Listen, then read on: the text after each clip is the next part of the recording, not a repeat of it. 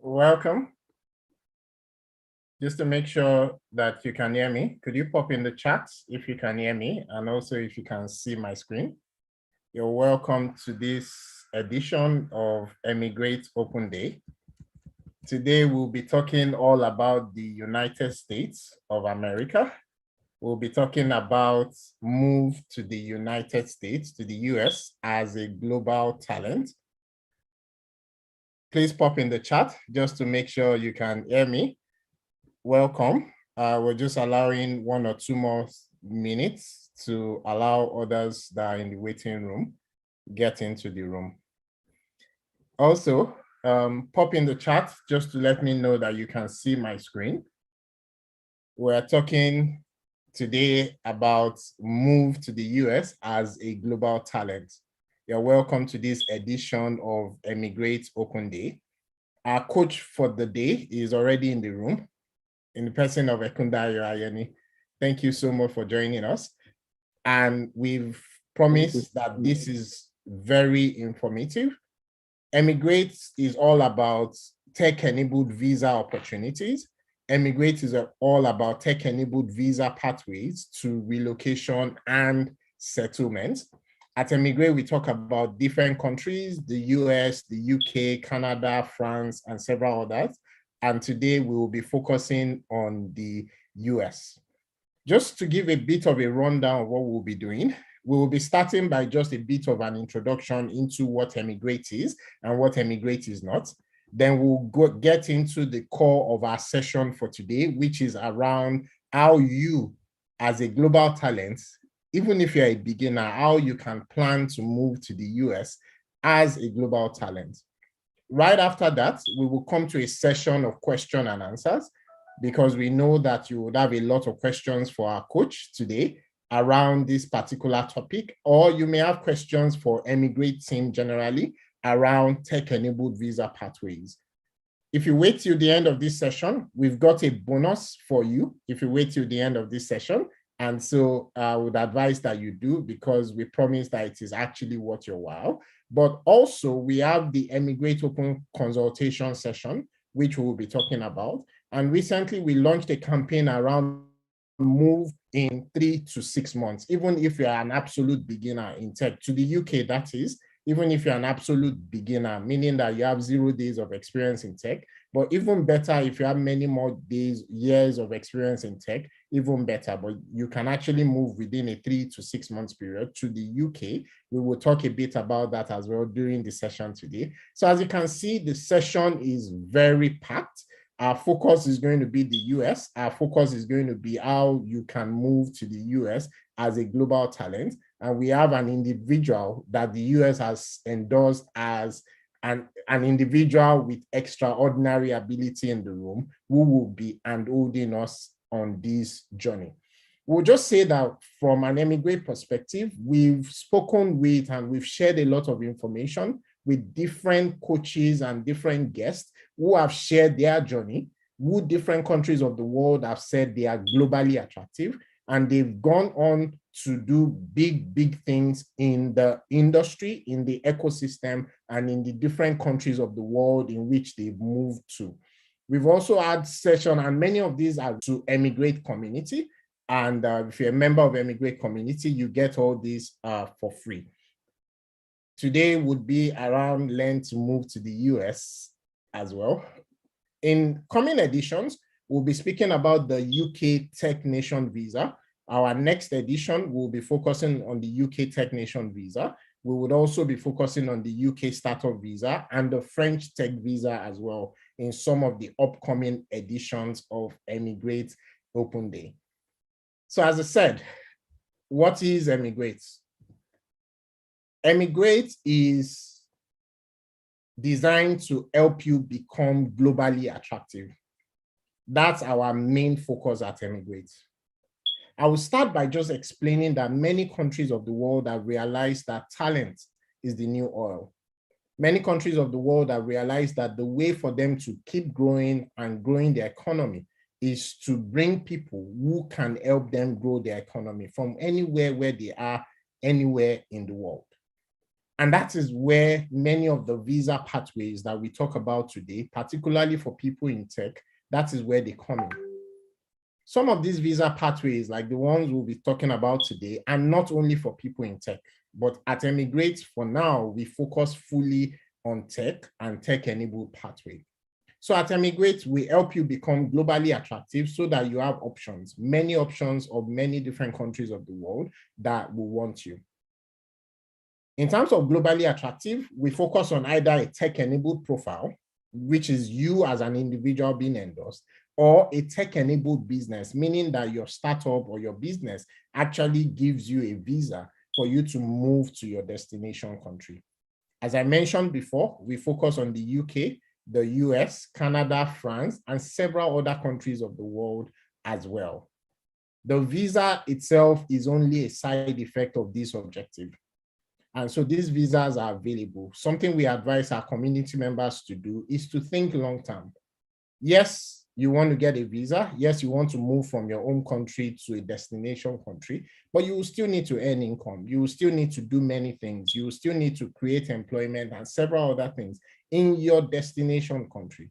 And so you should think about it as a journey, a long-term journey, not from a short-term perspective. But these visa pathways are available. These visa pathways are available today for you, even if you're a beginner in the field of technology. And this is where Emigrate Services comes in. Emigrate operates a freemium model, meaning we do a lot of things for free, the same way you would use Gmail and so on. But then we do have some premium services that you pay for as well.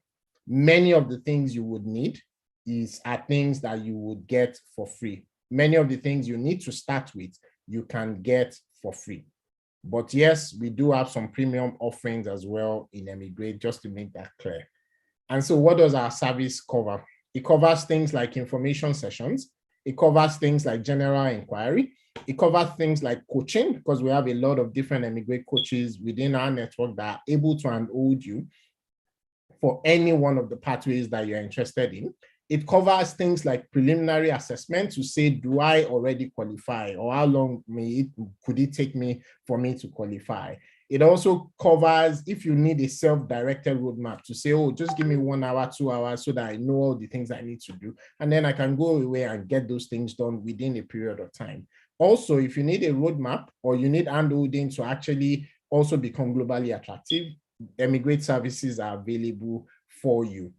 For example, with the UK Global Talent Visa, if you need help with someone reviewing your UK Global Talent application, Emigrate services are available for that. In fact, you can get that part of that for free. Also, if you need help with an endorsement review process as well, Emigrate services are available for that as well. In terms of our services, as I mentioned, we operate a freemium model. So we do many things for free, and then we do have some things that are premium as well. On the free side, we cover information and inspiration, because we've discovered that many people don't even recognize that they do qualify for some of these pathways that we are talking about. Many people, even in terms of being in this session right now, you're already wondering when we say, oh, global talent, individual with extraordinary ability, can they be talking about me? The answer is yes. They are talking about you because you can qualify for this visa. And the way we see it from an Emigrate perspective is that, yes, you can qualify today, depending on where you are, depending on your status. But yes, it may take you 2 months, it may take you 3 months, it may take you 6 months, 1 year, maximum 2 years, but you can qualify for many of these visa pathways that we talk about at Emigrate. And there are visa pathways that we will be talking about today as well. That being said, we do have premium offerings as well. So we have the Emigrate Circle, we have personalized coaching, and several others. You can see this on the screen. We have the Emigrate Open Consultation on the free side, and we do have the short inquiry session. For now, we can only do 1 short inquiry session per person at this point in time for free. What that means is that we would ask that before you come for a short inquiry session, take a look at all the other things that are available for free, the introductory videos, the Emigrate Open Day, and several other things like that, the office hours, and so on. So by the time you are doing a short inquiry session, which is free. You are making the best use of the coach's time, and you are making the best use of your time as well. On the premium side, if you need additional services and so on, that is also available in Emigrate. If you're interested in any of this, you can go to the URL on the screen, beamcom.net/emigrate, and you can then find out more about many of these services. At Emigrate, we are also building a community of people who are interested in these tech-enabled visa pathways. We call it the Emigrate community. And with the Emigrate community, you would meet other people as well who are interested in some of these different pathways. As I mentioned, we are focused for now on tech and tech-enabled visa pathways. We are on WhatsApp, we're on Telegram, we're on Facebook, we're on LinkedIn, and we're also on YouTube. You can find Emigrate community, and we ask that you engage with us, like, share, comment, and tell other people as well that these things are available and these things are available today. Wherever you are in your own country, whether it's Nigeria or Ghana or Kenya or South Africa, wherever it is that you are in the world that you are listening to us and you are joining this session today, it's important that you realize that many people around you don't even know that some of these opportunities exist. And that's why we've created Emigrate, to help solve that challenge and help bridge the gap. And so you can be your brother's keeper by inviting them and sharing some of this information that we share within the Emigrate community as well with these people in your network. Emigrate is currently incubated by a company called Beamcom Dev Center. And within Beamcom Dev Center, we do have quite a number of other services as well, some of which may be interesting to some of us on this session. Before we jump into our focus for today, which is around the move to the US as a global talent, I will just tell you about some of those. We have the Beamcom Global Tech Program. And with the Beamcom Global Tech Program, it focuses on 3 key pillars: learn skills, gain experience, and gain exposure in the field of technology. If you're a beginner in the field of technology, we do recommend this program to you because it will help you get everything that you need in terms of being a force to reckon with, globally attractive in the field of technology. But also, if you're at intermediate level and you realize that, oh, you need the right combination of experience and exposure. If you are captain local host, you don't have the right credentials, you don't have the right projects in your portfolio, this program is also fantastic for you. It gets better. The company is able to invest in you, and we are able to say, learn tech now, pay later. What that means is that the fee for the program, you only start paying most of it at the end of the program when you start earning high income in the field of technology. If you're interested in that, the link is beamcom.net/globaltech. You can take a look at it. For those of us that are highly experienced in the field of tech, you'll find out that one of the ways you can show yourself as globally attractive as an experienced person is by mentoring. You'll find out that for many of the countries of the world, they are interested in you mentoring in a formal platform. And this is what the Beamcom mentoring platform is. We are open and we are calling for mentors because we have many people in our network who are looking for mentors just as you, 10 years of experience, 15 years of experience. Come mentor with us and it becomes part of your reference point to show that you are globally attractive. We also have Labs by Beamcom. This helps you to build a product-led digital technology with a team of people. It's a 3 to 6 month program. And what happens is you are paired with other people who are also interested in creating a startup from scratch. The only key thing with this startup is that it cannot just be practice projects. Whatever solution that you build must be used by real life users. And there's an entire program that is able to help you with practical learning, with opportunity to build your portfolio, opportunity to improve your career, and to improve your profile as a techie as well. Labs by Beamcom is available, and you can find the link at beamcom.net/labs. The last one I'll talk about is only available for now for people interested in the UK. But we are building very quickly to be able to have this available in many other countries of the world. It's called the Ed Hunter Service. And what we do is we help you land your next role faster. It's tech employment and recruiting services for individual, We help you build the relevant experience in your target country. One of the funny things you'll find out when you move to your host country is that for you to get the roles that you want, you need to have experience in that host country. And that is part of what the Headhunter service is able to solve for you in a very interesting way. We also help with connection with tech recruiters. We also help with coaching in terms of what your profile should look like for you to be able to land high-paying roles in the field. We also help with being able to get what is called the certificate of sponsorship. So you would understand that if, particularly for the UK, and this is available at beacon.net/headhunter. For many of us, this is probably one of the slides you want to take a screenshot of, because this shows you some of the tech-enabled visa pathways that are available from all over the world. Take a screenshot of this. Today, we are focused on the US, but just to say that in the UK, in Canada, in France, all over Europe, many forward-thinking countries of the world have made different visa opportunities available for you as a talent. This is not a list of all visas available. In fact, it's not even a list of all tech-enabled visa opportunities available. But if you're hearing about some of these for the first time, this is a good place to start. Put each one of these keywords into Google and start looking at the different requirements. The lowest common denominator for all these visa types is that be globally attractive. If you are globally attractive, you would have options.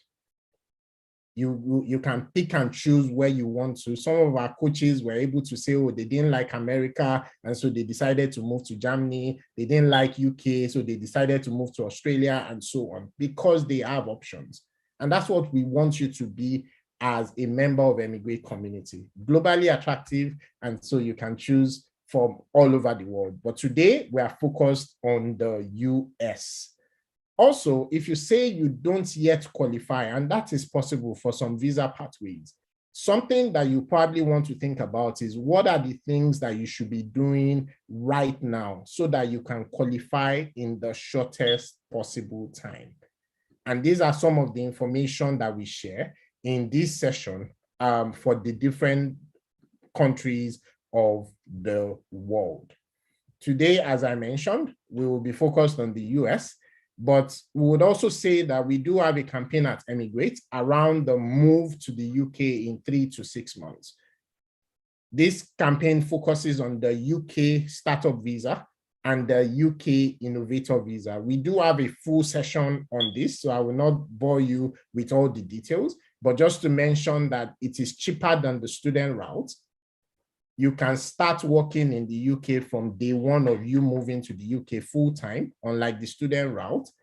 And this is not the global talent visa. So in case you do not yet qualify for the global talent visa and you want to move quickly, you may want to talk to Emigrate around the UK startup or UK innovator visa, depending on what stage of your career you are.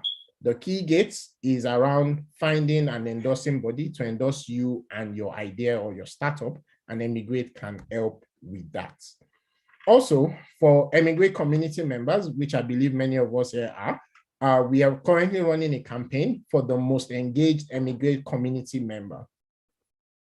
What you can do is for you to like, share, comment on different posts Emigrate, invite friends and colleagues to Emigrate, ask questions, and also help answer questions that have been answered within the Emigrate community, and several things like that.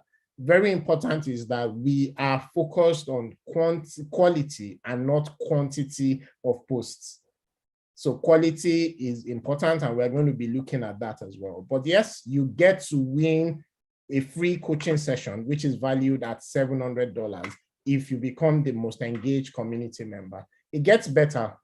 Last month, we were focused on one winner across all communities. This month, we will be picking one winner from each community, each Emigrate community. So if you're on LinkedIn, be engaged on the LinkedIn community. If you're on Facebook, be engaged on the Facebook community, and so on. And it could be you. So we've come to why we are in the room. Our coach for today is already here, and our coach is going to be taking over for me. He's a dear friend as well. And thank you so much for being here. I would say that if you have questions, please drop them in the chat. As you can see, some of the links that I've been talking about are already in the chat section. And so if you have questions as well, please drop them in the chat. We will pick as many of these questions as possible. And if we have a bit of time, we may be able to invite some of the people in the audience to come on stage for the Emigrate Open consultation session. Thank you so much for listening. And so, Daya, over to you.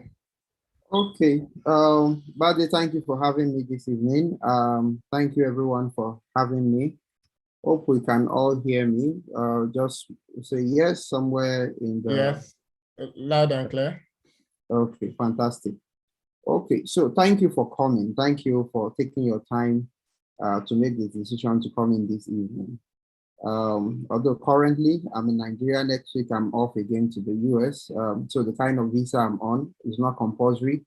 I'm in the US for some number of days. So far I'm meeting the conditions required for the visa. And it's a very straightforward visa.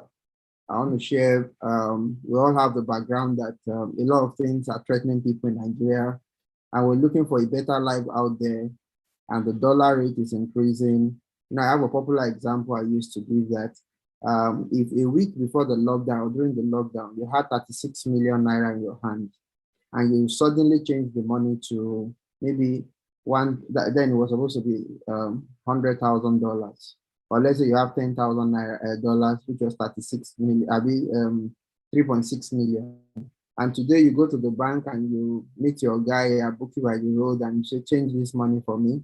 You have become almost 30 million naira richer, or 20 something million naira richer. So it just shows that if you're still earning the same amount you're earning in the past 3 years, gradually your money is depreciating. Over 30% of your money is gone in piecemeal. So that's where part of those kind of thoughts were the kind of things that trigger the ability to want to think of leaving the country. I started thinking about it, but because I have vested interest in Nigeria, I'm doing a lot with government. I'm doing a lot in digital marketing. And just to note, I got my invitation and my opportunity more because I was a digital marketer. So the qualification that they used to qualify me was around digital marketing. So anybody can qualify, and I can mention names later if there's a need for people who have done it and have crossed over. So very simple process. There are a couple of requirements. If you've never seen it before, you've never heard of this route before, it's called an O1 visa, an O1. So it's a very straightforward visa. From day one, you know what you're looking for. The first thing I want you to first go and think of is to develop a resume for yourself, which is do a simple CV about yourself that have this following breakdown. The first thing is that, do you have any award that is nationally or internationally recognized? Do you have any award that is nationally or internationally recognized? Any award at all. In your space where you play. So if, for example, you're in real estate, you have an award in real estate that speaks nationally or internationally. So if you go online, you hear them talk about Nobel Prize awards and all of that. Your local awards in Nigeria also matter. They can also use your local award as a standard requirement. So, so that does not take out the fact that anytime your award can be used. You get what I'm saying? Anytime the awards you've received 5 years ago, 6 years ago, 2 years ago, last year will be important. So I had an issue with that because I really, if you know me for a long time, I don't take awards. You won't see me on stage shouting, doing award stuff. So when I made the decision about 3 years ago, I started receiving awards. So when people call me, oh, Kyle, we feel you're doing well, you deserve this award, I took them. So I got about 6-7 awards coming that route, Rotary awards, got one for West Africa Ambassador, got several awards, Best CEO of the Year from Technology Awards, different kind of awards like that. And then that award is very, very important because it's one of the points you can use. So I'll be reading out 12 points. All you need is 3 points, 3 qualifications. So award is one of the qualifications. Now, the second one you need to also do is you need to look for a documentation in a field, like look for membership of an association. So based on what I do, I belong to Institute of Marketing, different kind of institute. So those institutes need to write for you to say that, oh, you're a member of this institute, you're a prestigious member, and there is a way they write all these letters. So the generic letter, even like the generic letters you get for an award, I had to tell them this is how the US government needs it. Because when I threw in my first application, I was told it was not sufficient. So I need to go and get an endorsement for those letters. So I'm not telling you that I just submitted and I disappeared and the whole thing came out. No, I went through and they requested for more evidence. So there is a platform, there is a point where they can ask for more evidence. If you don't qualify, they'll tell you you don't qualify. Now, so the first one is award. The second one is belonging, having membership of association. The third thing I will tell you to look for is that, have you judged people's work before? For example, they call you, oh, so I will use, maybe I say a blessing on the line, a blessing on your field, will come and be a judge. Lagos State is doing events, or a tech company is doing an event, or a company. This visa is not strictly for tech people. So you can be a business person, you can be a musician, you can be a producer, you can be anything, you qualify for this. Have they invited you to come and judge people's work before? If you've been invited to come and judge people's work before, then of an essence, you're expected to use that as a documentation. So try to avoid when people just call you and say, Dayo Alpha, where are you? Can you come around? My company was doing this small meeting where all of us want to just come together. We are judging people who just finished from our academy. Let them document that process for you. So let them send you a mail, ask you to come based on X, Y, Z.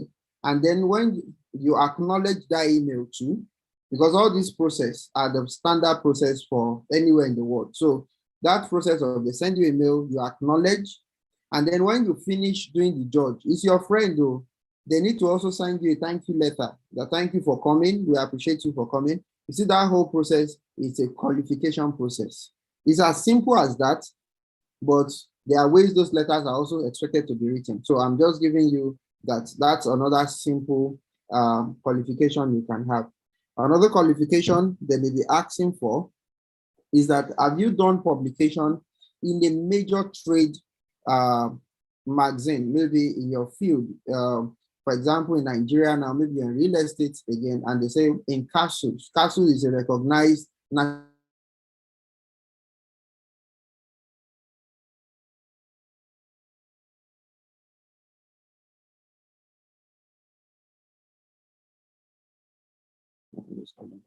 So those are, hello, did you lose me at some point? We lost you at the point where you were talking about castles. So okay, so yeah, but you're back now.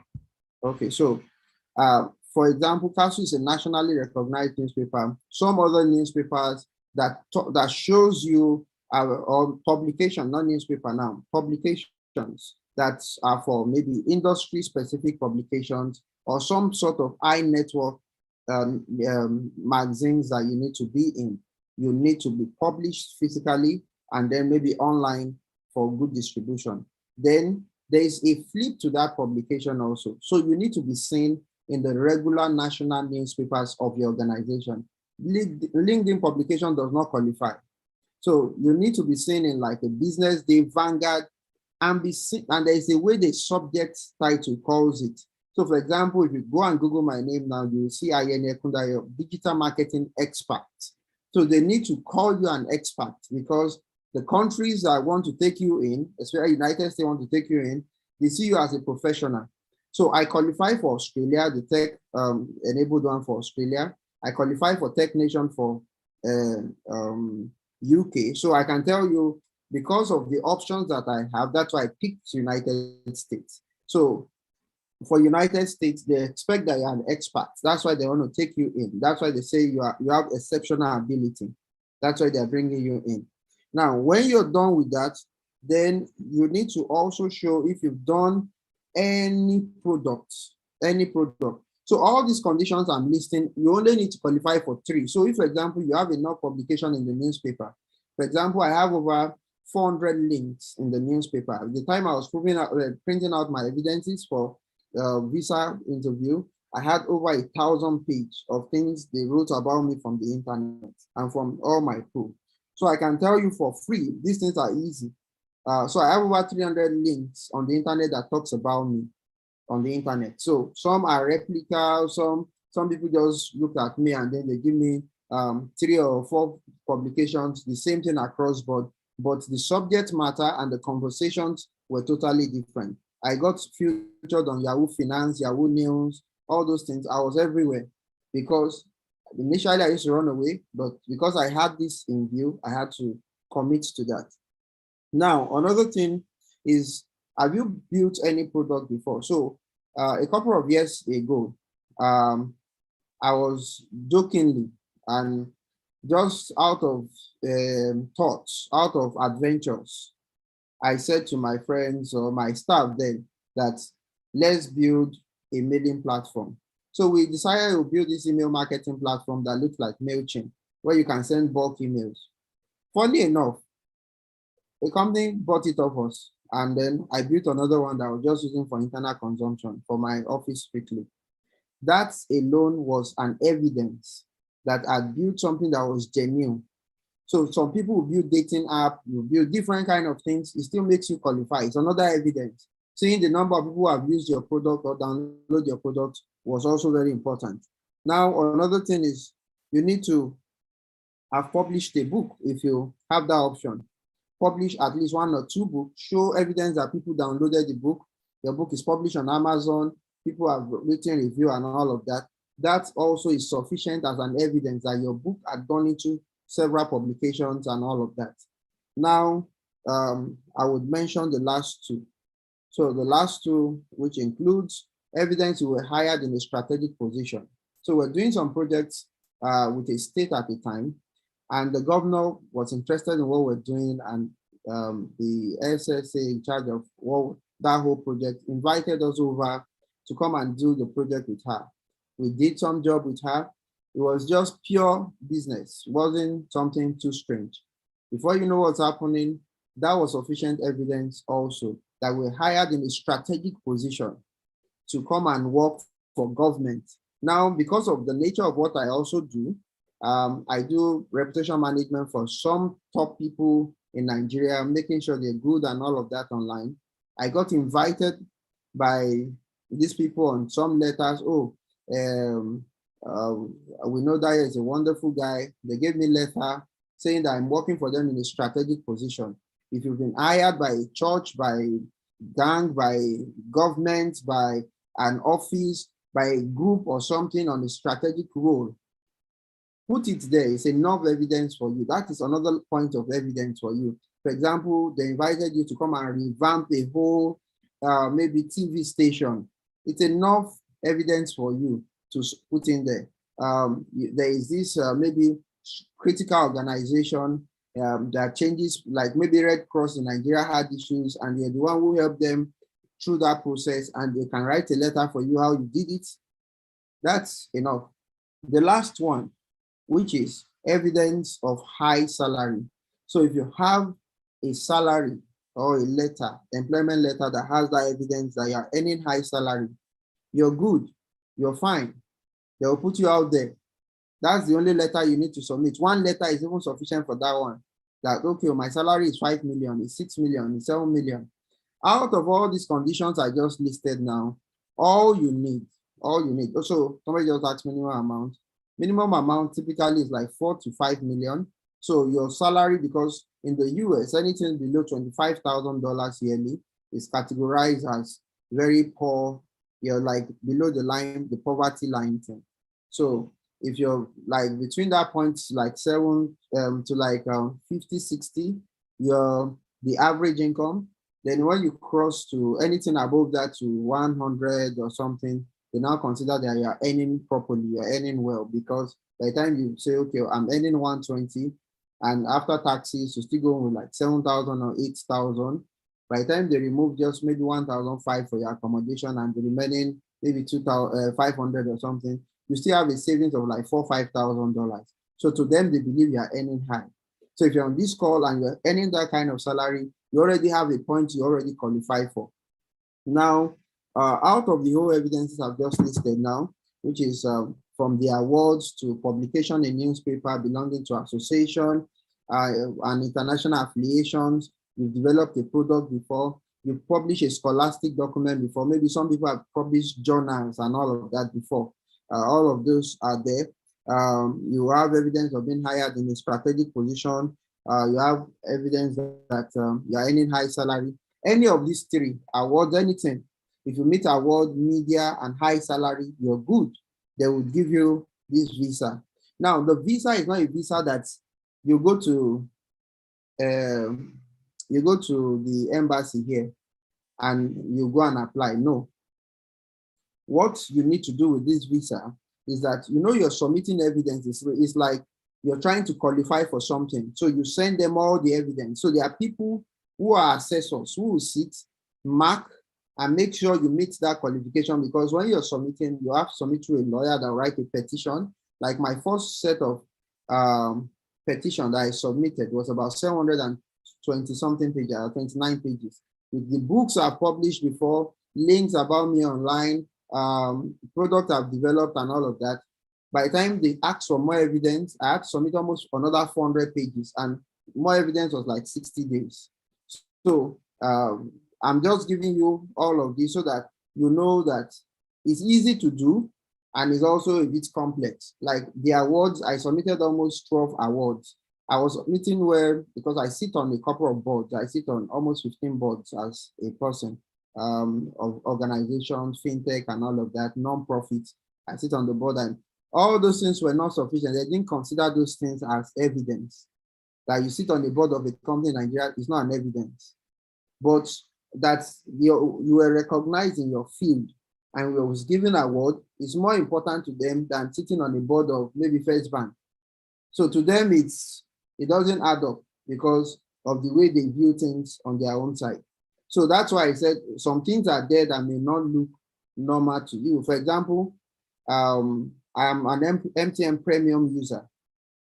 So because of the volume of calls and data I use in a month, MTN put me on a particular class. The mail MTN sent to me that I sent to them, they even still consider it as more, because they can, there's a way MTN calling the letter out of our subscriber, you are this, you are that, you are this. These people still looked at that as more important stuff than the one than being on the board of a company. So, Sola, will answer your question shortly so that I don't lose my thoughts track. So let me just summarize. There will be time for question and answer, Dario. Just keep going. We would have time for question and answers. But if you have a question, please drop it in the chat. We will take questions in the chat and from the different communities before we can get on the open consultation session. Please go ahead, Dario. So that was another evidence. Like simple MTN letter was as important.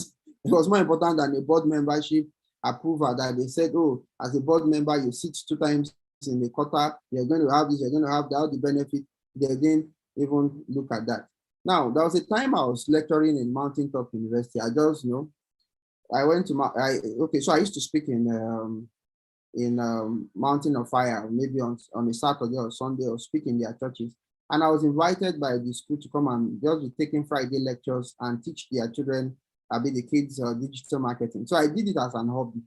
So I even realized that they will have allocation of like 5,000 naira they were supposed to give to me every time I go, just to cover my fault, to show how simple it was.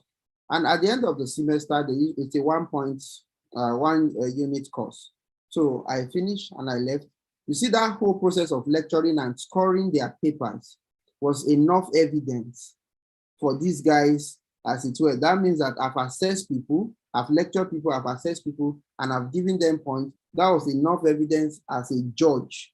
So those things may look very small, but there are all those your small experiences. You went to speak at an event is enough evidence. If you're a motivational speaker, because by the time they qualify you, you need an itinerary. Now, all of these are the framework. Now, the other things that now needs to be cleared so that you understand it. You need to have a registered company in the United States, which comes at a fee. It's a company that is filing for you as a petitioner, that they are bringing you from Nigeria or from any part of the world to come and work as the MD or CEO of that company, as an expert for their own company. So it's the company you register. If you understand the company laws, your company is an entity and you're an entity. So it's your company that is filing for you in this case. So when they are giving you the visa, it's your company they're giving the visa, but you are the one who owns the company. So it's like when you register a business in Nigeria, it's an enterprise. This is your business, this is you. You are the same thing in the eye of the law. That is how they see the kind of company that you're registering there. In Nigeria, you would have to have an evidence that you're employed in your company here. And then you also need to have evidence that that company in the United States, when you finish your company registration, you are still the one writing the letter for yourself, that your company there is inviting you to come and work for them. They understand that process. It's an open distance. So it's clear. It's a simple parameter there. Now, that is the two sides to it. Now, if you're married, let me now give some addendum to the, if you're married. So your spouse, which is your husband or your wife, would have a category called O3. You are O1. Your spouse will have O3. Now, what happens is the O3 person can come to United States, live in the United States, do everything like you do, but the person is not expected to pick up work because they see you as an expert. They believe you're good, you're rich. That's why you're coming to their country. That's the perspective. So when you come, the O3 is not expected to work. That's why your child, your spouse, everybody in your family belongs to. Not extended family, just your immediate nuclear family. So you can't put your mother, your father on it. It's just your wife or your husband and your kids. And they must be below 21. So that's the consideration for that particular set of people. When you get your O1, you also qualify to have a social security number. So it means that the same way you see people go to United States, people go through the back door. The only thing they keep doing all those arranged marriage and all of that for, do all kind of scams for, is because they want to have social security number. So when you qualify for O1 visa, you automatically have a social security number that you can use to work. If you register a company also in the United States, you have what they call the EIN, Employer's Identification Number. That number also qualifies you for, it's like your tax ID. So that is what your company uses. You can need to do several things. It looks like your social security, but they go hand in hand. So also note those two things. So that means also that after you've stayed in the United States for about a year and you keep doing the things, one of these things are just all the 12 now, you just prove any of the three again, you can graduate into becoming an EB1 holder, like a green card holder, full green card holder, but that's not a conversation for this call yet. Maybe when people have signed up, we'll now tell them within 1 year you can get your green card. So let's not go into that conversation. But for the sake of this preparatory process, you don't necessarily have to have everything before you start the process. All you need to do is, what I first did was to go inside my email and I created a folder for every proof that I'm about to submit, which is about 12 of them. Letters of recommendation from people who know you, who recognize, who have worked with you, who have seen your work, like big people in your field. Maybe if you know Dangote can write for you. If you know anybody, it doesn't have to be Dangote. So if you know a CEO of a company, Bade is CEO too, so everybody can write for you. So you need those kind of letter to endorse you. Then there are people who have worked with you, who are like your colleagues, who are like your friends, who have witnessed your work. They will also write an endorsement letter for you. Then you also need an endorsement letter from people you have supervised or have used your work before. So like people who have used my mailing platform, my email marketing platform before, they wrote letters for me. About 4 of them wrote and said, this guy's platform is wonderful and all of that, to whom may be consigned. And there is a pattern to that letter. The lawyers will make all of that available for you when you're ready for that. Now, when you've done all of this, then You submit. If you're doing expedited, you need to pay extra about $1,000 plus extra. Expedited, within 2 weeks, you have your result. Some people did it once and they got it. I didn't do my application. I didn't get it on the first week. I qualified for just one and they were asking for 2 more evidences because others were not sufficient. Although you qualify to a point like 50% or 60%, but you need to add more evidence so that they are convinced. So by the time I did more evidence, within 60 days, I was given. Less than 2 weeks, I was given the visa. Now you just book visa appointment and you go to the embassy.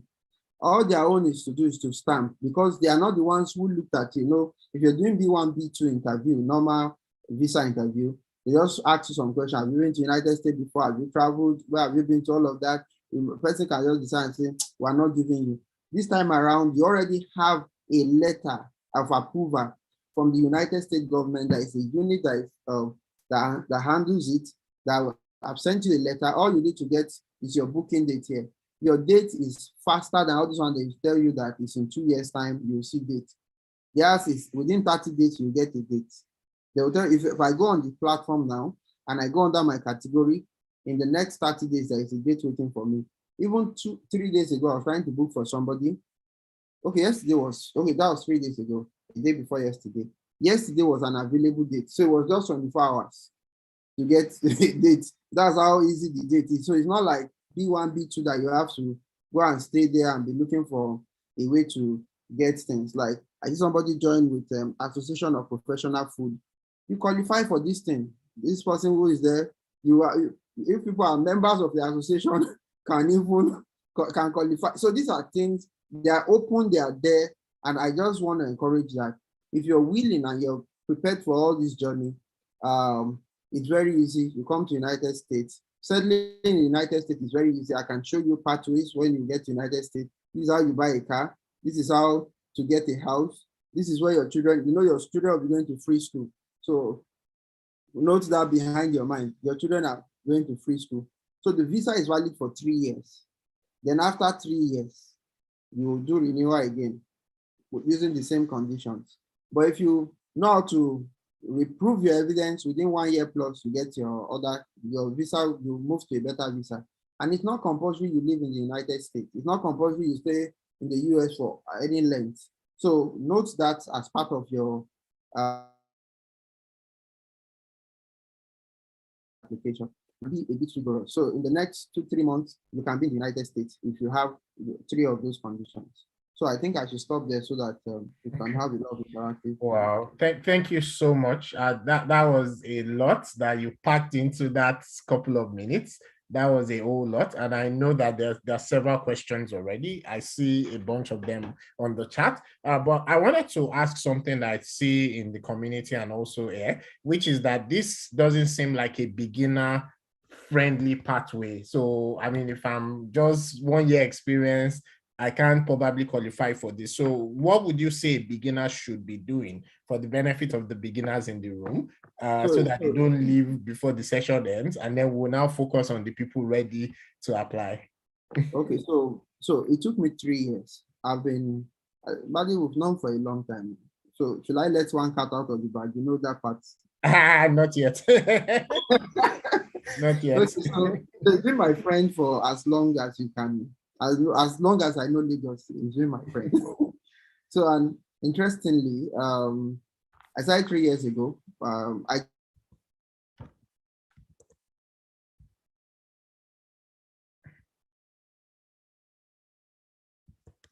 Sorry. We lost you for a moment there. The last thing we heard is you started 3 years ago. Okay, so I started 3 years ago and I didn't take the process serious. And before you know what's happening, last year when I started seeing that I go to Abuja and I hear they are kidnapping people in the neighborhood, I just decided that I would do this thing. So I was going to Kaduna one of those days, I was driving and they called me that I was telling me where I was. I said, that was where they kidnapped people last year. So that kind of thing just made me decide that, okay, I want to do this thing. So I just so as a beginner, you can give yourself 1 year to do this thing. So if you want to do media, how much does it cost me to get on Business Day, Daily Time, Vanguard, all of those? And then all the bloggers are around you. How much does it cost to get on those kind of places? You need to start doing relationships as well. Just your relationships, because I've realized that by privilege, I get on TV, on CNN, all those, anywhere I go to now, it's not because I'm paying somebody to get on TV. It's my friend, I can call now. Baba, I want to be on your show. What do I need to do? And it just happens. I can call now and say, oh, it's your relationship you maximize. Like I remember getting on Vanguard or Business Day. It was relationship. Somebody recommended us from an organization we're working for that we should train Business Day. And after the training, Business Day decided to interview me, 2-page cover stuff. And I remember that title was one day I see a minister of a digital, I can't remember, something digital, sir. Digital economy minister or something. And when Buhari came in, Pantami surfaced. So you can imagine, I just said my own out of how I felt the future will look like. That triggered another set of interviews. This guy can see the future like Nostradamus. Before you know what's happening, I had other interviews. About 7 newspapers interviewed me again. And that's how those things come. So that's one evidence. The next evidence is, do you belong to associations? Are you active in those associations? As a beginner, you're already building a pathway. In 1 year, you can do a lot. You're active in your association. They will write letter for you, and that's it. Award. That one, I don't know how to select award, but if you position very well, people will give you award. If you make, like I know these people are making a lot of noise on social media, that they are calling for all kinds of awards. I don't do noise, but I manage all of this without doing noise. I have a lot of influencers that are working for me. So if I wake up now and I call some of the big boys that you call influencers, they must pick my call on one day because I give them job. So that's how me I do it. So all those guys are another set of people you can take advantage of. So you can start building stuff gradually. It's not an urgent thing if you feel it's too complex for you, but just look at all those lists. You can probably not qualify for maybe high income, but I have a guy on my team who last year was earning 120,000 where we moved into. January this year, he got an international offer. And when I mean an international offer, he got $207, he got $70, $70K a year job.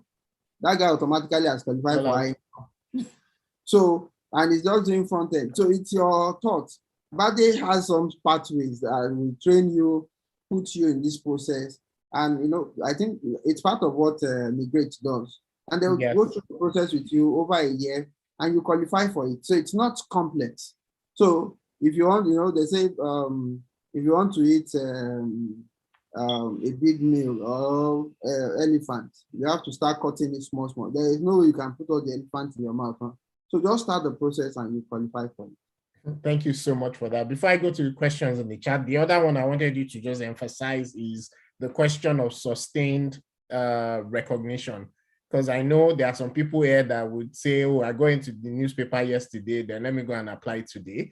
And so maybe you want to deal with that as well, because one of the keywords I know for this visa pathway is around, it needs to be sustained over a period of time. So I don't know if you want to mention a bit on that. Okay, so there are other ways you can even sustain this. If you do PR, you just go on Google, you'll find, maybe in the US, you'll find organizations who do PR. We also do it as an organization, which you can say, oh, every portal, I'm going to commit 100,000 or 200,000 or 1 million to do PR for myself and my organization. So that you can do in piecemeal. So if I was explaining something to my class people yesterday, so I'm in Nigeria primarily now because of my Lagos Business School stuff. And I was explaining a pathway to some people in my class that if you make a profit of 100,000 naira in your business, why not make a budget that 20% or 10% of it will always go to advertising and PR. So if you make 20 naira, if that's 20 naira, you say 15 naira goes to advert, and then 5 naira goes into the media they have it for you, and then you sustain it. That is a way you can plan it, because you need to continuously be out there talking. You need to be saying things that are very relevant, things that are going to change the world, that are going to point the world in a new direction. So you find some of these people that are in the US who are talking heavily on social media and trying to be on every channel. That is what they do. And that is why they are talking continuously. So you find some people do Instagram Live, do all of those things. because at the end, all those things, they want to formulate it and put it on maybe a newspaper in the US that will help them. For example, I will tell you, let me let one of my cats out of the bag. I intend to go and do big billboard in one city in the US, such that it will be on the major highway. Black guy, Nigerian guy, I'll put my name there and I'll put some things. I won't tell you the things I'll put. Then some of their bosses, the same way they wrap BRT in Nigeria, I'll wrap myself around with my name and everything, and I'll put it there. And then those things that you see them whiskey, they used to put them at 24th Street in New York. I know how much it is, I know how cheap it is, I'll put myself there too. So that when the person even reading my evidence to qualify me for the next stage, look at that, no, we know this guy, we've seen him before. Those are my own guerrilla strategy. But I'm generating income in the US, so I'm able to do some of those things. But it's not as super expensive as you assume. It is even cheaper than putting some billboard in Lagos. It's like putting adverts in Port Harcourt. It's cheap. Some of those.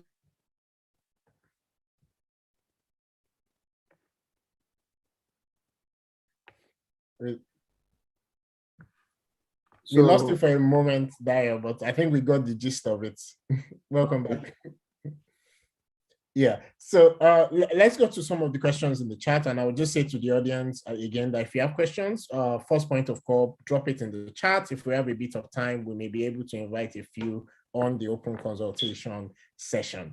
Yeah, so a question here says, can this strategic positioning be in the work you do as your paid job? So I think this person is asking around the fact that if I'm an employee, can I qualify for the O1 visa? Yes, you can qualify if it's a strategic work that is recognized as, okay, so a part of what we did in Benin, for example, was that Benin used to have this perspective that all the ladies were doing some sort of stuff in Italy and all of that. And somehow we got there and we need to change perception. So it's a strategic role. We did the whole thing, but it was when I needed this letter that I now had to reach out to them and say, look, you need to write letter for me and package that thing that we did that time so that people will not be saying, because it's not something that when government is engaging, they will not write there that we have a problem, and that's why when they are engaging as a consultant to do something, right? And the person who engaged me wrote the letter. I gave them the format I want it to be, that we've noticed we have this image issue as a state and want it to be improved on and all of that. And then they looked at it and put it on their letterhead and sent it back to me, and I sent it to the US government. So it was more like I came as a consultant to work with them. It wasn't like they hired me as CEO of something. So, but I packaged the experience like that. Let me give you another instance. In the church I used to attend before I got married, I was part of the singles fellowship, and interestingly, singles fellowship was pretty big, almost 500 people were attending that. So I was part of the ESCOs. That was a transformation journey. So when I was packaging it, I didn't write it that so and so church. I didn't put it as a religious. It was a volunteering work to help shaping the minds and this towards a beautiful marriage and all of that. So when I wrote the whole package, it was different from when you say they just appoint you. You know how we used to do in church now. God says you'll call some people and then they will pray for them, and now you are escorts. I package it and they put it on the head for me. So you need to know some of those things look like free work, but it's huge volunteering. It's big to those guys over there. Thank you for that. And someone is asking around the awards. Is there a minimum number of awards?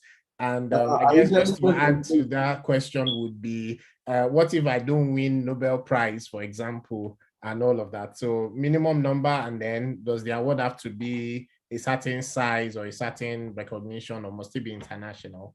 So I would encourage that you do at least 3 or 4 awards, but there is a way your award letter needs to be written. That's the most important part, not just the award.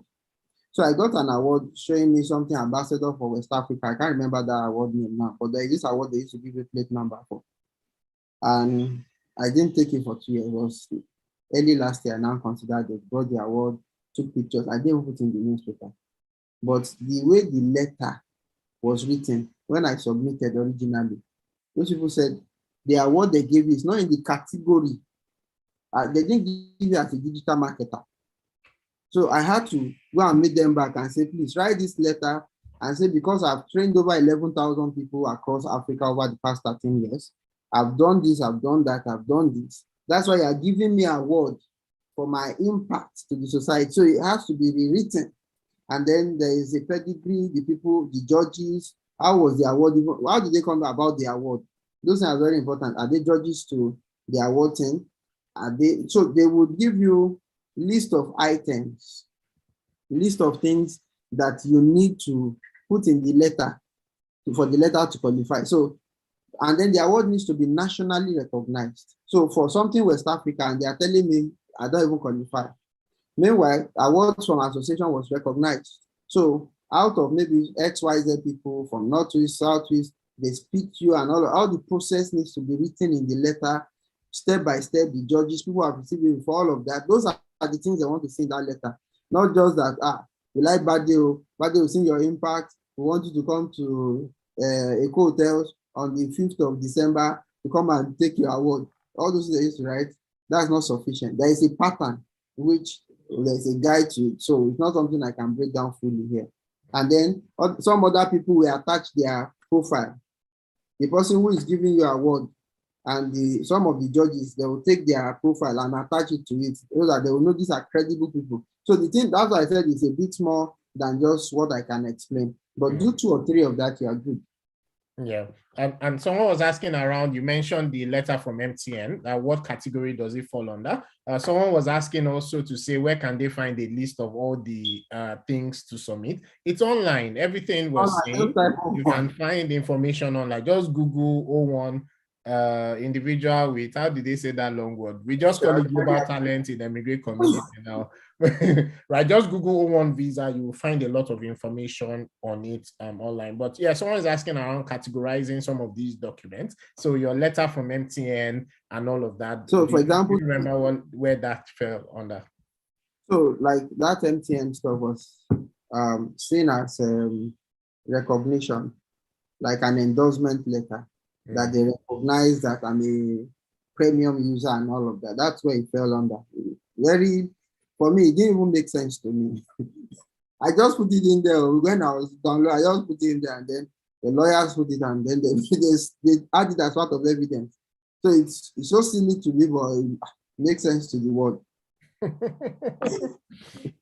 I like that, right? And something to recognize for the audience is also that Dayo is an exceptional talent. He had options. We've spoken about the Australia Global Talent. He would qualify. We've spoken about the UK Global Talent. That's Tech Nation visa. He would qualify. And then, of course, he picked the O1 visa. I'm coming to ask a question around why you selected specific countries that you selected, but that's for later in the call.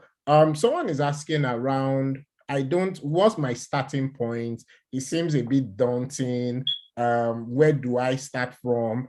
I don't have up to these 3 criteria that you are talking about at the moment. So I've seen the 10, and I don't think I have up to 3 of those 10. Where exactly is the starting point for this? I would just say from an immigrant perspective that this is one of the visa pathways where we coach you, and we do have coaches within the immigrant community, including Dayo, that can coach you on this pathway. But Dayo, I don't know if you want to jump in terms of where can an average person start from? So first, just do a CV, then. Do a CV. Have those categories in your CV and see where you have those gaps. Then pick the simplest one that you can solve. I think the simplest one typically is media. You can easily get interview quickly in Nigeria. So talk to Punch, Guardian, any of them. They will tell you the fees. You go in front of the camera, or maybe they come to interview you. Also, there's a dynamic to that. Like, let me give you a clue. If you want some more, we can talk about it when Badi arrange the meeting. So the way it works for that, it's not bad deal. There's the whole team. Okay. So, what we try to do in that case is to do extensive interview. So an extensive interview is bringing in one media person that understands how to ask questions very well. We ask you elaborate questions, like almost 50 questions. We will put everything together and then point out different stories about you from that. So what will feature on leadership will be different from what will come out in Vanguard. So those are some strategies that may help you rather than go to Punch today, do interview, go to Guardian tomorrow, but there is a way they coordinate some of those things. So you need to, that's the first thing that can be no-brainer. So it's only 3 evidences that you need. So you don't need all the evidence. So like if you've done media and you've seen it, then there are other things that you now do to spread it. Like I told you, I'm on over 300 links. There's a way those things spread. I just noticed yesterday that from projection, when we did some this, I may be going to 700 by the end of the year on 700 channels, websites that they can see me. That if you go, you see that I've done interview there before. So there's a trick to it. Yeah, so someone is asking that in your experience, is this visa easier than the UK Global Talent Visa? I think I should just take this one. The answer is no.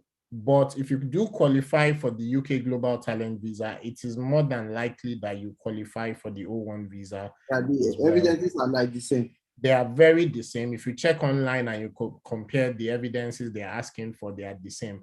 However, for the US route, you will need both a coach and a lawyer. Right? Yeah. For the UK Global Talent route, you simply just need a coach. And some people choose to do it themselves, though the likelihood of rejection is higher if you do it yourself, but you can do it yourself. People do it themselves. So let me say that again, sorry, so that it's not like we're marketing. You can apply for the UK Global Talent Visa by yourself, right? But for the US Global Talent Visa, you can do it yourself, but if you know how to write petition. If you're a lawyer, right? The only person I know that has done it themselves is a lawyer. I won't mention the name, but that's the only person I know that has done it themselves successfully, that I know of. But yes, you can decide to do it yourself too, but most times you probably need a lawyer and you also need a coach as well. Yeah, so that's for that one. But yeah, Dio, choice of countries. I don't know if you remember why from the other room, why it was US, not UK, not Australia, and all of that in terms of choice. And maybe there's some useful advice you can give to the community as well. Okay, so first, when I wanted to do technician, I noticed that I need 180 days to be in UK, which is at least an average of 6 months every year. And an average I should be in the US, in the UK. And because of the nature of the business we do in Nigeria, I can't really go that far away from Nigeria at this time till after elections. So I said to myself, okay, if I'm going to do this thing, UK was so, I even opened the portal, registered, I got into a point where they said I should put in my passport. I said to myself, no. So I looked at the conditions, I met all the conditions. I have one of my big Edmond that will wake up in the morning and just call me. He's a military officer, retired. He will just call me. That he introduced me to this thing, and now in the UK, I don't know what you're doing in Nigeria. Will you get your shit together and come and join me in the UK? So yes, sir, no problem. So I was struggling with it. Then I also had some other bias to the US because my kids and all of that, they had them there and all of that. And then I've done a bit of work in the US. So the thing was doing me more that way. Second, the size of the economy was a choice because you wake up, you dangle rat poison, even on the streets in US, you probably get quick buyers. But in the UK, it's a bit stringent, a lot of laws here and there on how to go about it. So that was second issue thought. Then I qualified for Australia because my first degree was mathematics and computer science. And I was supposed to do IELTS and then have a belt of 777 across or 7.5 across all minimum. That was the only thing they needed. And then if you're doing Australia, there is a requirement that you need to get an approval from VSCS or something. They have a body Yes. Yeah, that would do approval for you. I think it's about 120 or 110. You get it done. And once they qualify you, it's like when technician approves you for home country, home office. So once they qualify you, you're gone.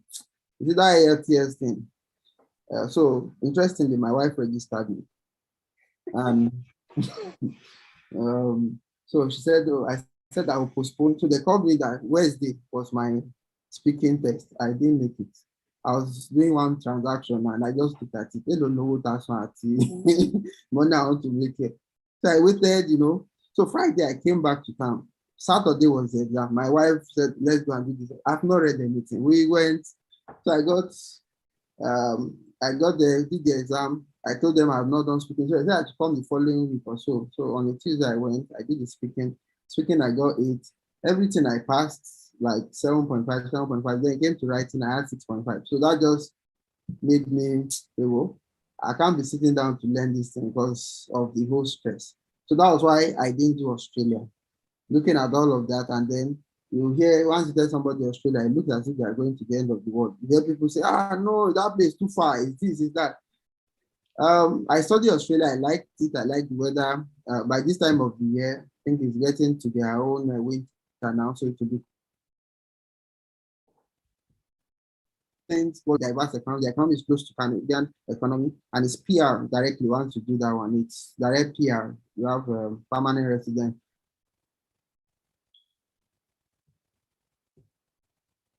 We lost you again. Of that, hello, we lost you a little bit again, but you're back now. Welcome back. Okay. So all of that came to play. So it depends on. So because also I just wanted something, US. US is the place if you want to go. No, I'm just giving you. I want to scope you to come my way. I won't. Money from now. So that we don't start going back and forth. Let's move on, right? But I'll just say I disagree, but let's move on. Yeah, somebody in the community is asking, a digital marketer is asking around for global strategic positioning and also certifications to register for. So I think this is somebody coming up in the field of digital marketing and is wondering that what are the things I can be doing, and how can I become globally relevant, global strategic positioning, as is mentioned in this question. Okay, so far I've done 42 certifications over the year, so it's more. Did you say 42? 42. Okay. So I've done a couple. But which kinds of certification? Maybe that would be useful. So I've done almost everything you can find an HubSpot. I've done everything Google has to offer. I've done Twitter Flight School. I've done a bit of Facebook and all of that. Then I've done some things on Allison. I've done on Udemy, all of those things. They necessarily they don't tie to this kind of visa, but they give you leverage in terms of getting jobs, exposure, your experience, people you meet, classes you've attended. I did some short course in Harvard, gave me exposure to some sort of people. Interestingly, one guy from my class managed all the digital process for the Olympics, or so the Olympics they did in Brazil. Rio. So you can imagine meeting such people. There was a lady, her role, she was head of marketing for Boeing windows. All these the pin they put in the windows to tie the Boeing plane. Those are the people that I now met. When I needed letter of recommendation that I wrote to that place, I need you to write letter for me. So because those things just give you leverage, but not necessarily tied to this visa experience. All right, sounds good. We're coming towards the open consultation session time now. I would just say that if you would like to come on stage to ask a question, you will need to have your video on, and also you need to raise your hand in Zoom. I see a couple of hands up, but we can't spotlight you if you don't have your video on. So if you'd like to come on the open consultation session, please do that while we take a few more questions from the chat. List of documents you can find online. Must all these evidences be what you have achieved in your own country? What if I live in another country and the impact of what I've done was in this country where I live and not my own country? Daya, I don't know if you could speak a bit on that. Okay, you can use anywhere you are. Your country of residence is what is important, not necessarily your country of origin. So country of residence just even gives you international privileges. So if they're giving you an award in another country, you can say, it's nationally recognized or internationally recognized individual, because the way you write in the media is very important. You can say, I've been recognized internationally beyond the shores of my country. There's even a fashion route to this whole thing, where they even expect that you've done publication in some fashion magazine and all of that. So those are things. So, and it has to be international, either in some countries. So you need, so those things can always work. The thing is universal. It's not, they are not just tying you to your country of origin. All right then. And then one more question here is, the company you must open in the US, will it still be in the same line with the field you are presenting evidence for? So in the US, the same way, you can add more things even in the US. You can say you're an oil and gas, you're a digital marketer, you're real estate, yeah, all of these things as a company, and they will still register it for you. Just don't forget that when the taxes come to you, are everything to be taxed. That's for a different session. Yeah. Yeah, so we're coming to the open consultation session now, where we'll be having some people come on stage. I'll just remind us that this is a recorded session, so please don't share personal information you don't want to see online, on YouTube, and so on. And also, please be respectful. Second thing is also, towards the end of this, we'll be sharing some more information around some of the things that we can help with, particularly from an immigrant perspective. So I'm going to be adding to Spotlight now, and you can unmute yourself. How are you doing? You will need to unmute yourself. Okay, you have unmuted. Hello, good evening. Good evening. How are you doing? I'm very well, thank you. All right, then. Go ahead. Okay, sorry. My question is, I have 3 questions. I don't know if I'm permitted to ask the 3 questions. Okay, for example, what if I served in a particular place, maybe for example, a military environment. So maybe my boss gave me an letter of recommendation. On what category is that letter? Is it part of award that is going to qualify me for a visa? Okay, you said you had 3 questions. Could you go ahead with the other 2 questions so we answer all together? Okay, wait, the other question, I think, let me check this thing. Sorry. Okay, the second question is, during my NYC days, I love to volunteer myself, maybe especially on all this based on gender-based violence stuff and all that. We go from one community to another community. So maybe, for example, can I go back to that organization that I volunteer for to give me a letter of recommendation? Is it acceptable, and on what category? Okay, and the third question? I'm asking on behalf of someone. Okay, maybe you are a farmer for 10 years. Can such person qualify for this visa? If you are a farmer, like we are an expert in it, you are into agriculture, maybe for example, a cocoa farmer for like 10 years, is that person qualified for this visa stuff? That's my question. Okay.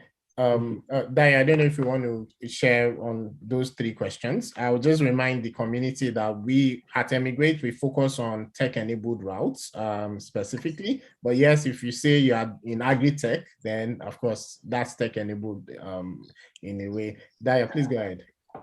Okay, so volunteering. Have you done enough volunteering that shows some sort of documentation? Not the NYC one seems a bit like a generic, like for example, somebody who volunteered during COVID. Okay, like distribute food, take care of people. Let him finish. Go ahead, Dai. Yes. Okay. Wait. Yes, I volunteered. Yes, during COVID. Oh, you volunteered during COVID. So is there a letter? Oh no, that was during EndSARS. Sorry, during EndSARS. I volunteered. You want government to come after you. so that one is like a civil course. Yeah, volunteering for a civil course. But that's not sufficient because it's not under a structured environment. So if, for example, all this one feeding children, all those orphanage things are not considered volunteering. If there's a major crisis, maybe Ebola period, you did something, and then Lagos State gives you a letter of recommendation or endorsement, that's sufficient for endorsement. Now, letter from your boss is not sufficient. So it has to be that maybe somebody who has supervised your work before, and the person is a high-level person, because they will require that your boss add his or her own CV, a profile.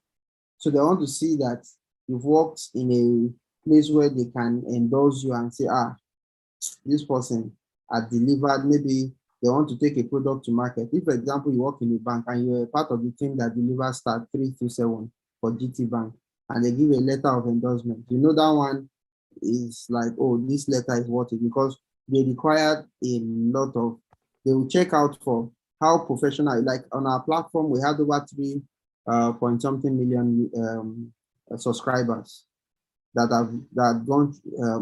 put their stuff on our server. So when we did the screenshot and the video and gave them login, they went there and they saw it. They saw that, oh, these guys have a mailing platform that has this volume. We have 13 servers that can push emails. So to them, this is a global product. It makes global sense. So people are using my platform and they don't know I'm the owner. All they do when they pay, I will make money. My server is always running. So you see that category, that's what we're looking at. So if you deliver such products, when you're writing endorsement, people can say, oh, they know you, they can write under that. Then as a farmer, maybe tech farmer would be good, but if you're a regular farmer, there is really nothing to really write about, except you now start doing exceptional things. Maybe you now start inventing, maybe you plant yam on top of the roof, the thing is coming out, and then you now did it in such a way that media carry the news, all those kind of things here. That is when, but if you're a regular farmer, everybody, because they are looking for people with exceptional ability, people who have done outstanding job. That is what it is. So that is. I would just add that it's human beings that will assess your work. So it's not like a computer or anything like that. So we are not saying fake it till you make it. We are saying that be that exceptional person, but then you may need to also be able to package yourself in a certain way, in addition to the fact that you are that exceptional. Because it's possible that you're exceptional, but people just will not see it. This particular visa pathway as well is not beginner friendly to say that, oh, I have 0 months of experience or something like that, and then I want to jump and apply for the O1 visa. However, it's one of those visas where you can plan for it, you can prepare for it, you can start working towards it because you already know what they're asking for. And so you know that even if you don't qualify today, you may qualify tomorrow. I see another hand up. Francisca, oh, nice. And but we can't spotlight you if you don't have your video on as well. So I'll just go to the chat. Yes, so Dayo, if I get it, can I? Okay, yeah, so someone is asking that, can I go back and rewrite some of these letters as proper evidence? So can I go back to the people that invited me 2 years ago to say, please give me a different letter now, or give me a better letter that covers it? Because that's what I had to do, because there was an expectation. So I wrote the letter myself and I took it back to them and they did it for me. Once it starts in the dark room. Yeah, so if you switch on your camera, we'll be able to spotlight you. We just won't see you, but we can't, it's a Zoom feature. We can't spotlight you if you do not switch on your camera. Dayo, we have 3 categories as we're coming to the close of this event. Okay, yeah, I see that. So let's go to Francisca. Francisca is actually one of our coaches on the Emigrate platform. Francisca. Hi, Francisca. Welcome on board. You're on mute if you're speaking. Oh, sorry, I have to unmute you. Okay, cool. You should be able to unmute now. Hello, Dayo. Americana. Boni. Fine. So I think that each time I get upset when people like Dayo make it seem like America is God's own country, whereas the United Kingdom actually God's own country. So, but on a more serious note, I my first experience seeing somebody's O1 visa, there was a client that was applying for Tech Nation. He already got the O1 visa. And when I saw his O1 application, I couldn't believe that it had 450 pages of documents. Mm-hmm. And I mean, like, I know Dio, so I couldn't wrap my head around the amount of information that he would, because when he was doing the process, I thought, oh, okay, well, okay. But after I saw that guy's application, he was successful anyway, but he just decided that no, the US is not for him. He wants to come to the UK, and hopefully he should get his endorsement soon. But at the end of the day, the UK, and when we finished his application for the UK Global Talent, it was like 50 pages. Yeah. And that's because We lost you, Francisca.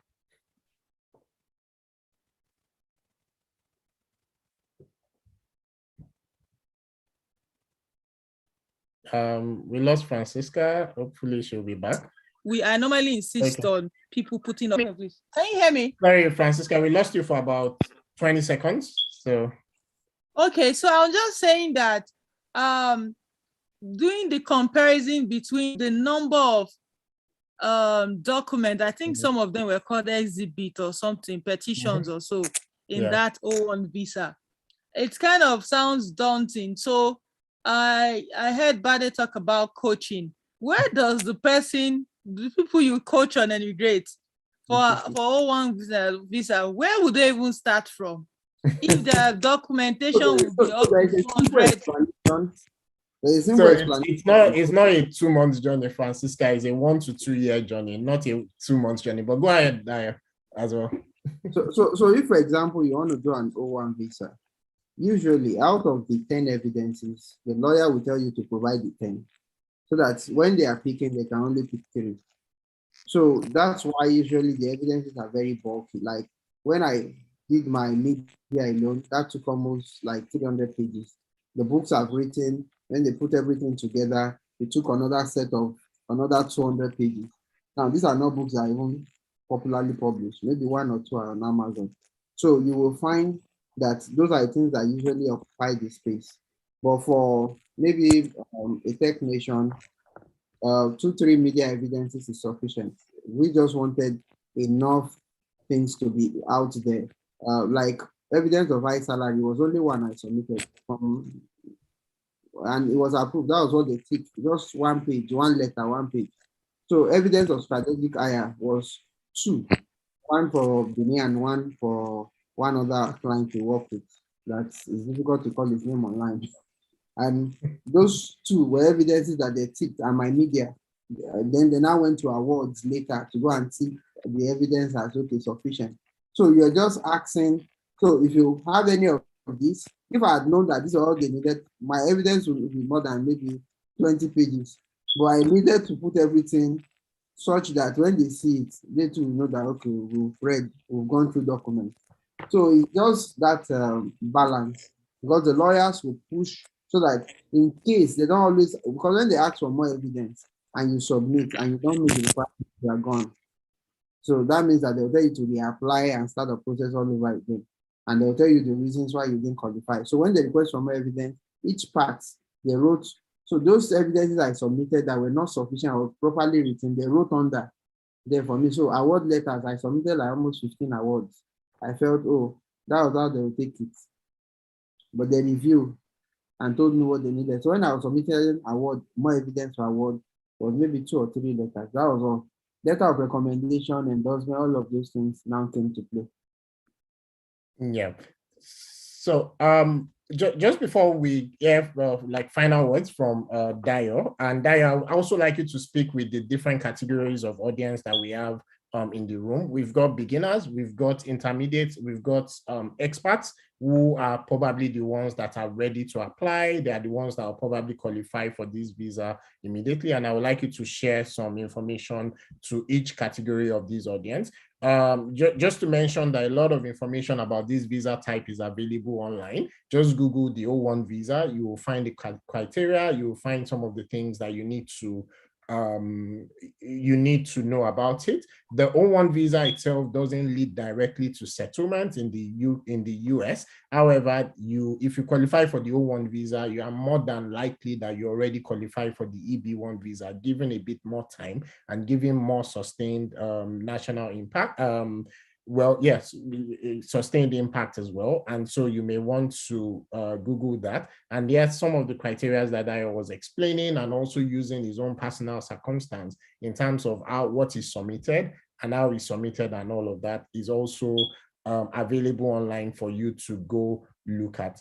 Somebody asked around Emigrate to say, still not clear what Emigrate can do for me, right? So Emigrate is a community. Emigrate is a community that has coaches like Dayo, coaches like Francisca, and several others. We're building it as a platform. We're building it as Uber for these sort of things, tech-enabled visa pathways. What does Emigrate Services cover? From information, general inquiry, inspiration, also coaching and handholding to say, oh, fine, if you're already qualified, then what you need is to be able to put all your documents together. If you do not yet already qualify, you may need just a roadmap to say, dear coach, sit with me for an hour, sit with me for 2 hours, and let's build a roadmap of what it is I need to do over the next 1 year, over the next 3 months, over the next 1 month, depending on your circumstance. Maximum we've seen is maybe 2 years, and that means that you have 0 years and 0 months of experience on the get-go.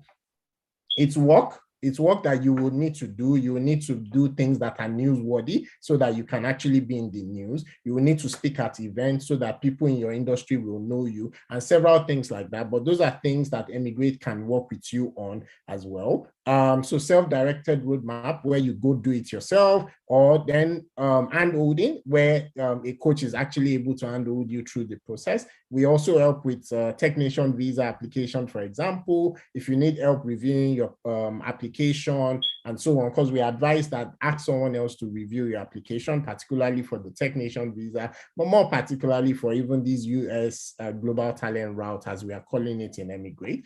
And so we can help with that. We run a freemium model. Many things that we do for free.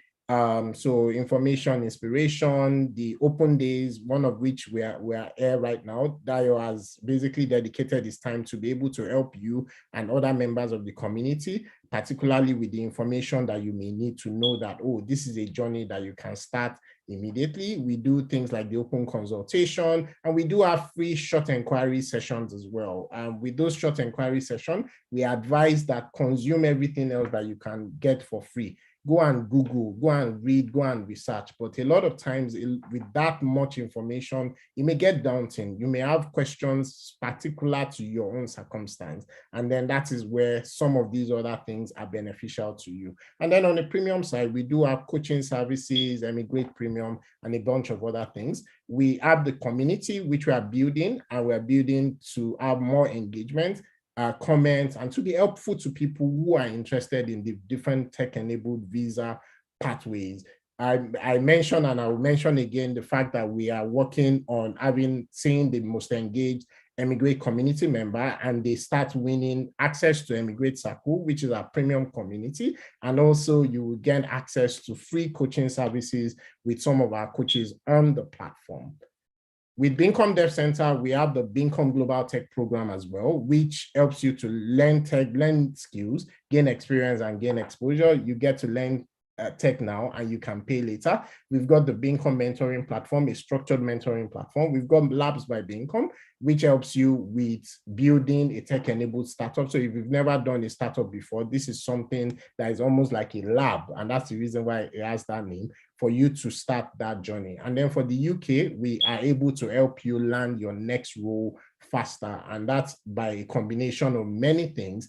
And yes, so those are some of the things that Emigrate can help with. But our message at Emigrate is one thing, and is one major thing, which is that be globally attractive. If you are globally attractive, you would have options. Coming back to you, Dayo, as we're closing this session today, is we've got different members of the community. So we've been speaking to beginners, And I guess we've spoken a bit also to the people who are experts in the room. But then what about intermediate people? I've got 3 years, 4 years, 6 years experience in tech and all of that. And I'm wondering, what should I be doing right now? I don't know if you have some specific advice for them. So I would say just go check the list, see if you meet 2 or 3 of those conditions. One condition you've met, then give yourself a time frame and say, okay, you're willing to work with Emigrate to maybe 2 or 3 months down the line. These conditions will be met. They'll guide you through, we'll go through all the process. What do you need to do? Who do you need to talk to? It's more like an open session where, when you want to win a case in court, from my experience, you need to tell the lawyer the truth. Else, your enemies can come with different kind of evidence. If you get to court and then why didn't you tell me this? So you need to come that transparent, show that, okay, this is what I have, this is where I have skeleton in my cupboard. This is, so do you want us to kill the cupboard or bury the cupboard or something or burn the cupboard? So all those things, you just have that. Then if you're an expert already, you check, I've met the 3 conditions, then we can talk. Emigrate will put a session together, we can talk. There's a way the document needs to be arranged, even if you have met the conditions. There's a way the document needs to be arranged. Then there's a part that I didn't mention, O2. O2 allows you to bring people who are working for you in Nigeria to that country or any country in the world. You can start filing for your COO, your GM, your PA, all of those people, you can bring them to the United States. But it's not something we can discuss elaborately here. So I talked about O1, O2, O3. O3 is for spouse and family. O2 are for people who work for you. Well, you can decide, I want to bring 10 people along with me so far they meet certain conditions. After you've gone there, you can be bringing people from Nigeria and all of that, but that's not a conversation for the program. So these 3 categories, if you know you're just starting, I'm interested in moving to the United States. Very long ago, I've been going to the United States. I will have done Japa or Temole or do arrange, but I wasn't interested in all those things. There were all kinds of things people were doing. I remember I went one time, people were doing sole job, where they go arrange carton in the night, and they were I didn't come arrange carton. So a lot of things that people do that you will find in the United States. And then, it's difficult to come by $dollars there. Then the people in between, you're interested. US has a large economy. You're interested in the US. You can start looking at, okay, I have one condition met, I've done something. Then we can look at other things that can also give you acceleration. You can start looking for big jobs. When you sit down, you look for big jobs, you get 120 a year. You already qualify for high salary, 170K. You already, so those kind of things can give you another acceleration, can jump you. Then hired for a critical distance. Did you build a portal for one of these COVID center? It's a critical role for during the time of crisis. You build somewhere people can check and know they have COVID or not. All of those things, they are critical things that people take advantage of. So that's like the summary of what I would say. Thank you so much, Dayo. And then that brings us to the people who are experts, who are not 120,000 naira. It's $120,000 a year. It was right. But that brings us to the experts who are ready to apply. They've heard some of these things you're talking about, and they qualify. I mean, they already know some of the things that they've done. They've looked at the criteria. What would you advise them to be doing? So outrightly, let them reach out. And then be willing to say, okay, I'm willing to make a commitment, and then to make the process work. We'll put together all the documents, we'll look at it together and say, okay, this is good. Then we can approach a lawyer to start developing. And lawyers, in less than 1 week or 2, they'll put your document together. If you do the expedited version, in 1 month, you are gone. Your document is done, you get your approval, and then you go and pick date and go and collect stamp. Fantastic. And somebody is asking, and this is the 5th category as well within the immigrant community that we sort of target and also speak to. So someone is on the F1 visa and is looking at, oh, can I qualify for O1? And could you say that again? You wasn't going to qualify. You can qualify. And I think the person is asking, how do I show high salary? They mentioned 10 different categories. You only need to show 3. So if high salary is difficult to show, then why don't you pick the other 9? Why are you focused on that one that it's going to be very hard for you to show? Our time is far gone. I see one more hand up. I'm so sorry, we won't be able to take that right now. But Dio, I don't know if you have some final words to the community. I would say, look, if you have opportunity, do it. This is a window. It looks like a time when everything is streaming out of Nigeria. People are saying all kind of things. I would share something very quick. So I invested in a property a couple of years ago, and the revenue from the property doesn't matter. But going to invest in property in the US, they pay monthly. It's easy for me to travel anywhere from my rent. So, but in Nigeria, the rent, we're still discussing. You call the person, they will tell you stories sometimes. And you're asking yourself where there are no legalities, where there are no rules. I'm not telling Nigeria does not work, it's work for me, and it's still working for me. I'm doing governance with people, I'm doing policy, I'm working with a lot of politicians. But you want to have maybe a more sane environment. So my son, they send me emails from the school every day, does assessment. If he's playing too much in school, they send me email.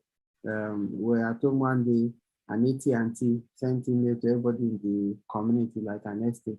I think they are distributing laptops. That we should come to the estate point, come and collect laptop.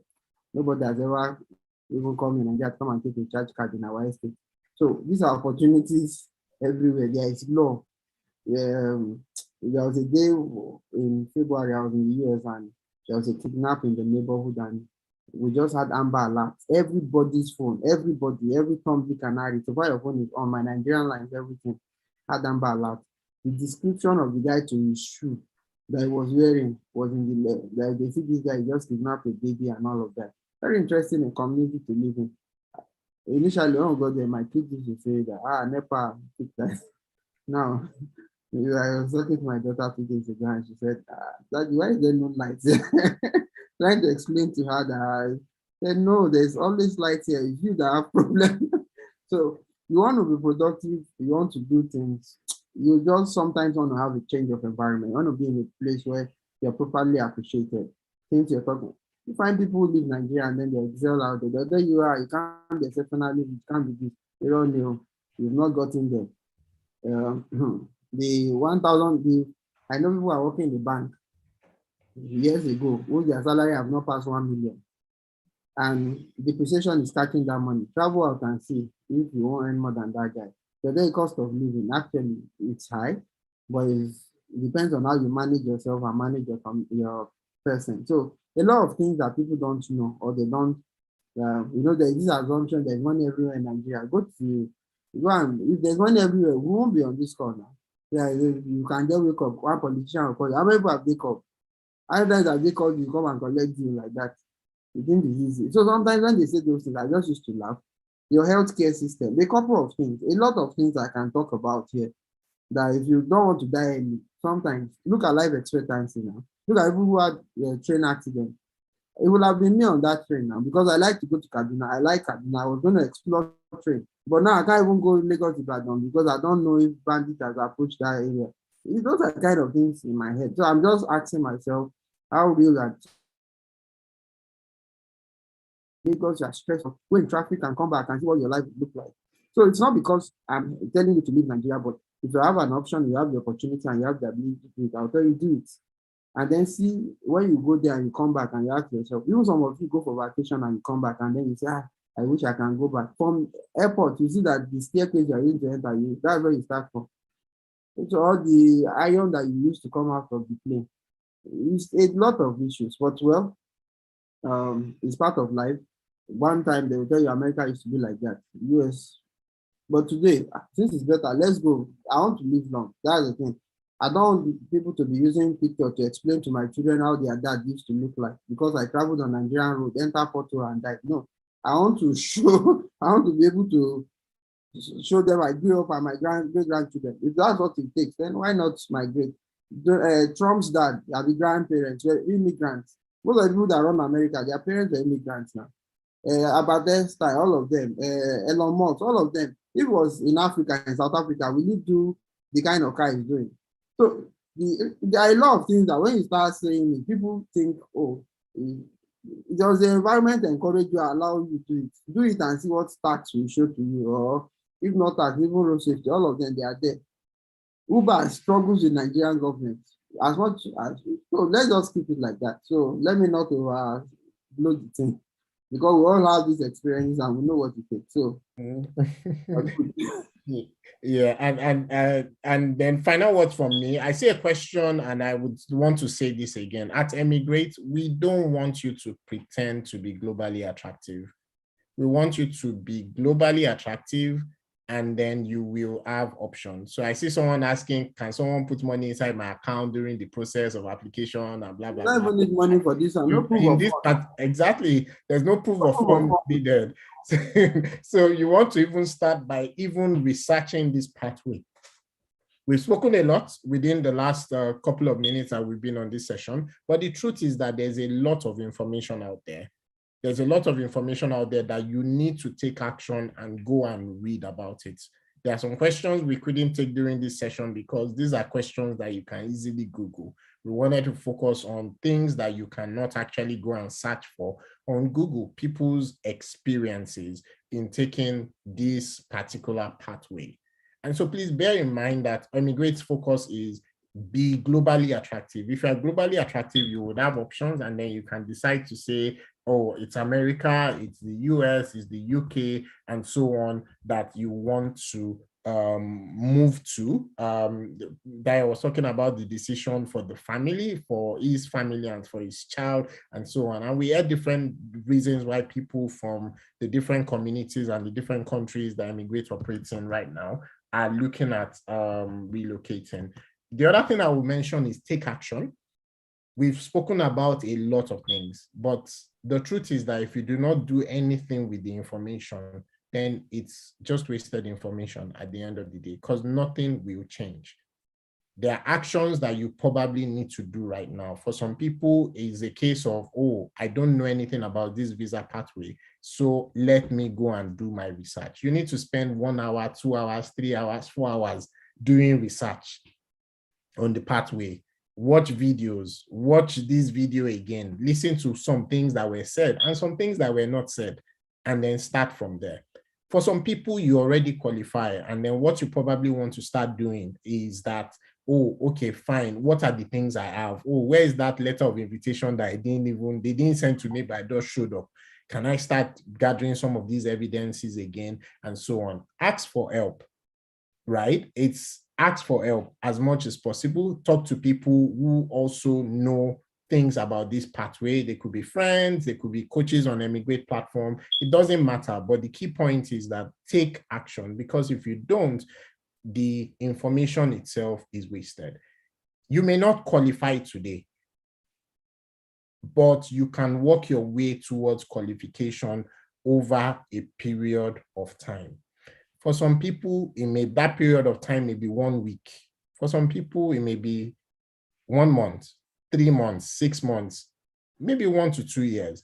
But the key point is that you can start taking deliberate steps to becoming globally attractive. At Emigrate, we don't just focus on the US O1 visa. As I mentioned at the beginning of this session, we've talked about different visa pathways from all over the world. For now, Emigrate is focused on just tech-enabled visa pathways. That's what we focus on, but from different countries of the world. We've talked about Germany, we've talked about Australia, we focus a lot on the UK Technician visa, we've talked about the US O1 visa, we've talked about the US EB1 visa as well in previous Emigrate sessions. We've talked about the graduate student route in the US and several other routes that are available to you. And all these routes are available to you because you are a talent, and many countries of the world are looking for talents just like you. With that being said, thank you so much for joining us for this session of Emigrate Open Day. As I mentioned earlier, we do have something for members of our Emigrate community.